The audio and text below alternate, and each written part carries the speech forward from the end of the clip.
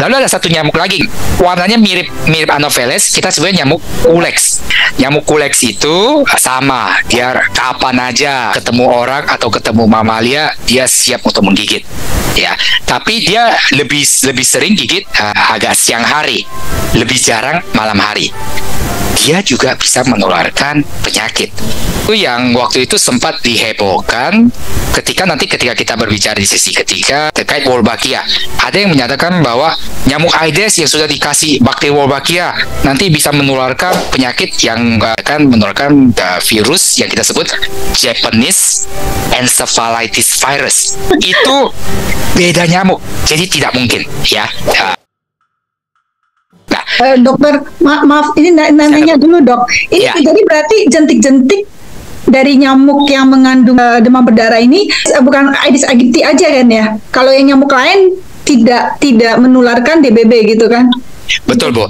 Nah, yang si virus dengginya ini nanti baru masuk ke dalam perut Ya, yang tadi itu ya? Ya, ketika dia dewasa ya. Tapi betul, yang menularkan denggi itu hanya nyamuk, saya balik ke dua slide ini, Aedes aegypti atau Aedes albopictus. Betul, hanya Aedes saja.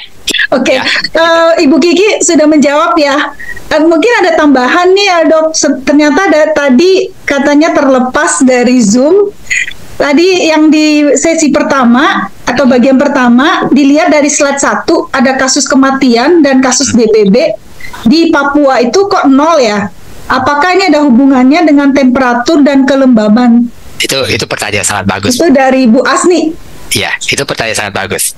Saya dan peneliti dan tenaga kesehatan lain, kita akan sangat senang kalau memang benar-benar Papua tidak ada kasus DBD. Permasalahannya biasanya lebih soal pelaporannya yang tidak rutin dan tidak tepat.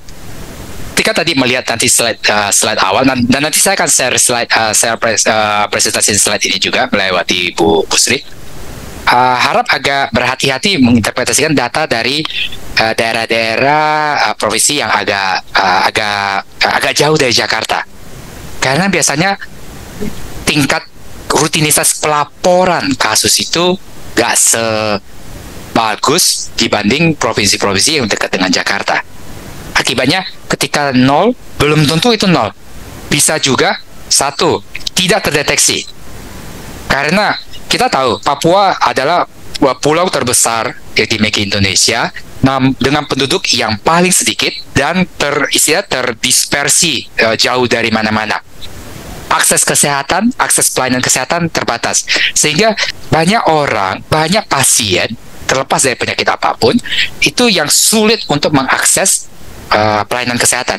Dalam kasus demam berdarah ini juga yang terjadi. Dia tidak mengakses pelayanan kesehatan, artinya bahwa tenaga kesehatan yang bisa di puskesmas, di klinik, di rumah sakit tidak bisa mencatat kasus itu. Dan kalau mereka tidak mencatat, maka tidak akan ada data yang dilaporkan oleh tenaga kesehatan ke Departemen Kesehatan Daerah.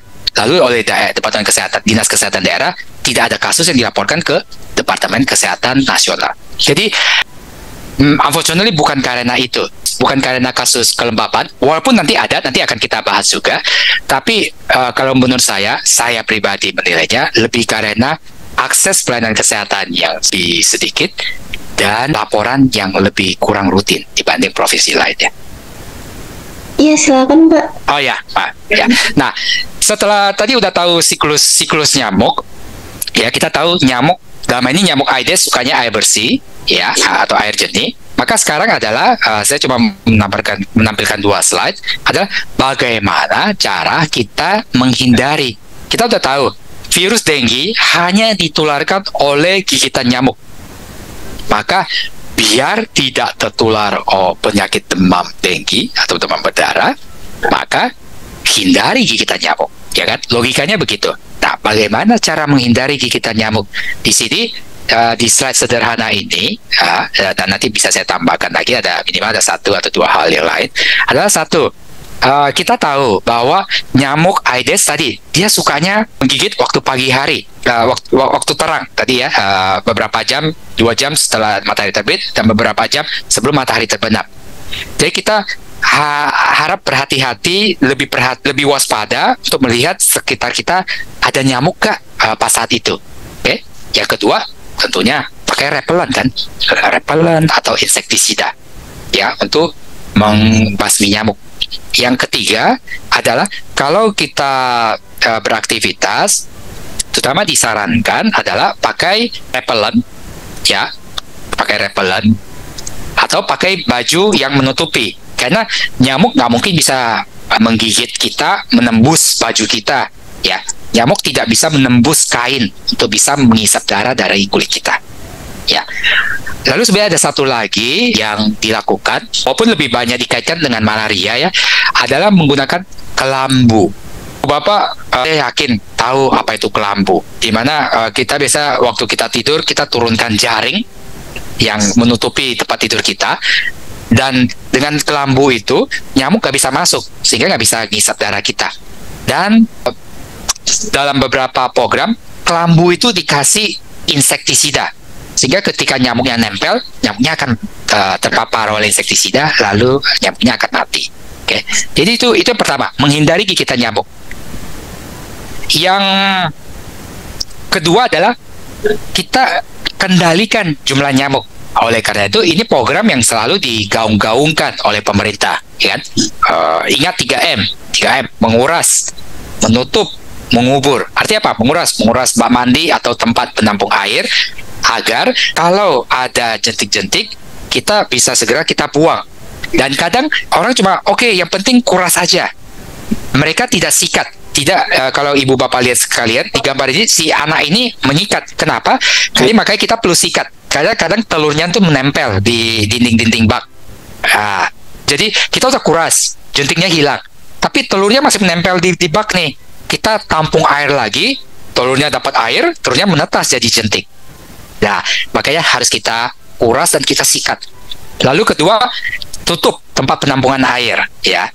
Terus tempat penampungan air, lalu juga terus mengubur sampah-sampah, segala kontainer bekas, ya, wadah yang bisa menampung air, dari air hujan lah, dari air yang misalnya kita pakai untuk menyiram tanaman kita. Makanya beberapa hal yang biasa juga kita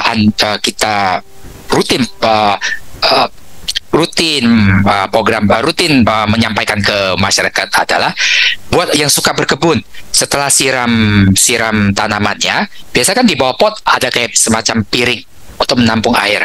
Airnya itu harus rutin dibuang, jangan sampai jadi tempat bersarang dan bertelurnya si nyamuk. Lalu di rumah sekarang rata-rata punya water dispenser air. Biasa di bawah dispenser air kan ada semacam kontainer kecil. Oh iya, ya. Nah, kadang kita lupa. Kita coba buka tekan tombolnya untuk keluar air kan. Kita lupa, kadang ada sisa air yang menetes di situ. Itu tempat bersarangnya nyamuk yang cukup sering. Dan satu lagi, dan ini terjadi di rumah saya. Saya ingat tahun kemarin ketika rumah saya mendapatkan ART baru, asisten rumah tangga yang baru. Makanya ada orang-orang tertentu yang dengan pola makan tertentu sehingga bakteri kulitnya tertentu, maka nyamuknya akan lebih suka menggigit dia.